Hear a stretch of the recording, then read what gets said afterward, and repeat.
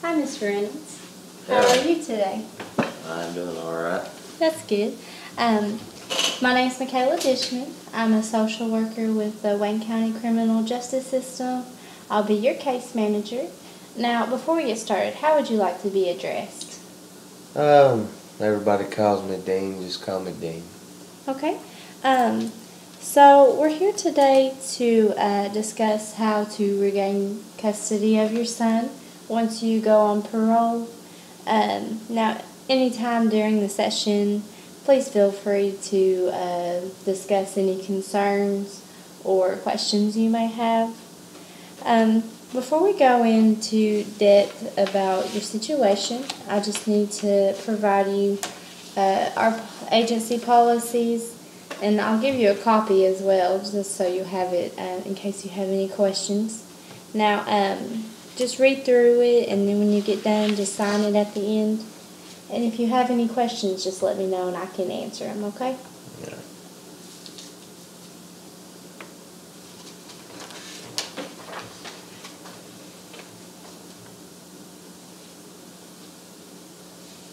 What's this about the confidentiality?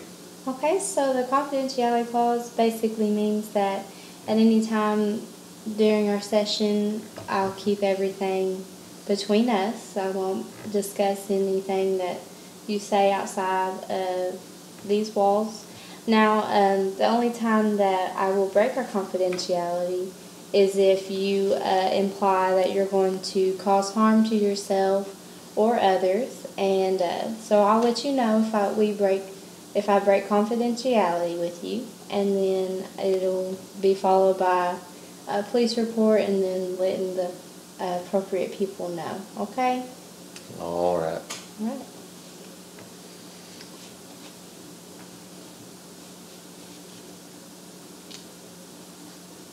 Thank you. And this one is yours to keep. Now, do you have any concerns so far? No, not really. Okay, so just to recap, what happened is your son got into a fight a few weeks ago, and then he got suspended for a couple weeks. So you proceeded to have a conversation with the principal, and it resulted in you punching him in the face, and then you got arrested by the school officer, and then the principal pressed charges on you, correct? Oh well, yeah. That sounds about right. A little bit different from my perspective, but yeah, that's pretty much what happened. Okay, so how was your perspective? Oh well, I really felt that the boy there was done wrong. He was just standing up for himself and uh, got in trouble. I don't understand why that he, got in trouble for defending himself. So I imagine you felt very frustrated with the principal and that your son was wrong during the process. Very, very, yes. Okay, so what do you think the reason why he was fighting in the first place would be? Well, that would go upon me. He's always been a small little guy from birth. I guess considered the runt, and the other kids have always been larger than him in size, and they push him around, pick on him, name call, and so I taught him, from my own experiences that he needs to stand up for himself. They're not going to quit until he does something about it, and he done it. He stood up for himself, and unfortunately, it didn't end up like he thought it would, and I disagree with how it ended up. He was just trying to protect himself. Okay, so you said runt. What do you mean by runt? Well, he's always been a small feller. from birth he was born small, and Growing up, getting older, he's always been smaller than the other children and been picked on for it. Okay, so is it important to you that he stands up for himself? Yes, very. It's very important to me. Okay, so elaborate why it is so important to you that he stands up for himself through fighting. Well, growing up there, people would pick on me when I was a child, and I learned real quick that uh, really nobody is going to stand up for you, because I tried the whole going to the principal and tried telling an adult deal, and it just never worked for me that way. So uh, I went through and just took care of business myself. Okay, so you had some past issues with principals before? Yes, yes, I have. I have. You know, when I was in school, of course, I was picked on myself. I wasn't a small kid. I had the opposite. I was larger than the other kids. I had a problem. I liked to eat. I was a little bit heavier than the other kids, and they picked on me. And so, you know, I stood up for myself, and at that time the principals disciplined me as well, and it's just, to me, it's never been fair of how that I could get in trouble or my son could get in trouble for something, taken up for themselves as the principals or the authority is supposed to do. Okay, so you feel maybe that the principal may have provoked you by suspending your son? Yes, yes, I strongly feel this way. Going back to when I was a child, uh, it there was nothing I could do for myself at the time. Um, I felt that I was done wrong then, just as my son is done wrong now. And long story short, I grew up into a man, and the principal, he's a man, and I figured that's the way that we could resolve the matter. So I felt the urge to, my son took care of his business, and he couldn't do nothing about the principal, so I stepped in and I took care of him. Okay, so now when you mentioned that you had been done wrong in your childhood, what do you mean by that? Well, I mean, looking back, I had a rough history there with my dad. He would take and he would basically slap mom around, and uh, I would step in, try to defend her, and he would start in on me. He would start hitting me, and of course, I thought it was tough love, but looking back, he had a problem with hitting on us. Okay, do you feel maybe that your father victimized you when you were younger? Well, I feel that as far as being a victim, the original victim, no. My mother was the original victim, but I did try to help her, and then that's when he would start on me. So, do I feel like I was victim or being victimized? No, but only when I stepped in to help mother. Okay, so now your father used a lot of violence in your childhood. Do you feel like it was more to hurt you, or was it tough love? Well, I mean, it's you can look at it either way. I mean, looking back now, if I could use this, I could look at all the other neighborhood kids and their dads, and their relationship was a lot different than ours. You know, Dad would I took it as tough love. I felt that he was just toughening me up for the real world and what could happen. And I do love him. You only have one set of parents, and I loved him, loved Mom, and you know, looking back, I wish a few things was different, but at the same time, it wouldn't have made me who I am today. Okay, so you was mentioning the other children's fathers in the neighborhood. Did you ever feel maybe that a little envious of their relationship with their father?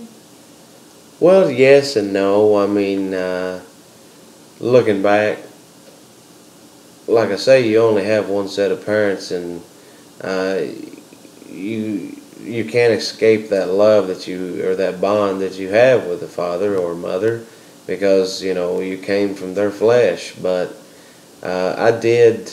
I looked and you know I saw how the other dads was with their children. You know, whatever went on behind closed doors, but you know, out in public, it was almost like a reality show. Their lives seemed so perfect, and I wish things could have changed some, but um, yeah, envy. Yeah, I did envy it a little bit, but I go back and I realize you can't change the past. Okay, so moving forward, do you see maybe any similarities with your parenting styles with Waylon as you did with your father? Well, yes and no. I mean, you know, growing up, when Dad would hurt Mom, then I would help. You know, I would help her, and then he would hit me. I have, I mean, I just between me and you, I have had problems with my ex-wife. I've hit her a few times, but as far as my son, no, I will never lay a hand on him. No. Okay, so now it looks like you divorced Marissa about 6 months ago. Is this correct? Yes. Okay, so do you feel that maybe all of these instances might have something to do with Waylon's fighting in school? Um, you know, of course, a kid needs attention, and when a mother and father is having issues, the kid's going to be lacking that attention, and he could be acting out somewhat because of it, but for the most part, I mean, I think it had a lot to do with him being picked on. Okay, so do you think maybe if you raised your son like your father raised you, would he be in worse shape now, or you think better maybe? Well, if I raised him the way my father did me, I mean, he would definitely be a lot worse off because, of course, he's got his mother there doing the things that she does, and you know, opening doors to things that he don't need in his life, and you know, he could be completely rebellious, and that's why that I would like to, you know, bring him up different as of how that I was brought up. So you feel like maybe the violence in your life was hurtful to you as a person? Um, in some ways, yes. Yes, it kind of made me cold-hearted and took and, you know, I have no sympathy for no one except for my son. Okay. So, do you think maybe that you feel like violence is hurtful because maybe it makes someone feel betrayed by those who are doing the violence to them? Yeah, I mean, there was times that I just felt, you know, after Dad would do his thing, then I would feel betrayed. Yeah, I can see that. Okay, so maybe, going back to the principal when you punched him, do you think maybe that violence might have made him feel betrayed? Well, I mean, yes, I'm sure he definitely felt betrayed when his face met my fist, yes. Okay. Well, maybe Waylon might think violence is the answer to his problems instead of what it does to other people. You think maybe you would you could set a good example, and what that example might be for Waylon? Most definitely, there's a lot of things that I want to change, and now that his mother's out of the picture, then or I'm trying to get her completely out of the picture, then yes, I want to set a better example. Want to give him a better life than I had. Okay, so you mentioned getting his mother out of the picture. You feel like maybe that would be better for you or better for Waylon? Well, if the circumstances were different, a child needs mother and father in their life. But with her situation, she's on the drugs and sleeping with whoever for money, and But if she was a loving, caring mother, of course she needs to be in his life. But with her situation, I don't think it would be, because she would be exposing him to this lifestyle. And when I'm trying to, I want to make better choices for myself to show him that, dad can do it. But if mom's not, then it's working against each other. So uh, right now, I don't think it would be best for him to visit his mother. Okay, so where would you like to start whenever you go on parole, and that you would like to start this process of getting custody of Waylon? Well, I mean, the first thing that I would want to do is take and just show Waylon that, being tough and taking care of yourself is one thing, but, like, there's also a limit or a line that you don't need to cross. And, with what you've told me here, I can kind of see, that I've crossed that line. And uh, just like the principal, I need to take and make amends with him. Maybe, take Waylon with me and apologize, and just show him that, there's different ways of going, or different ways of going about things.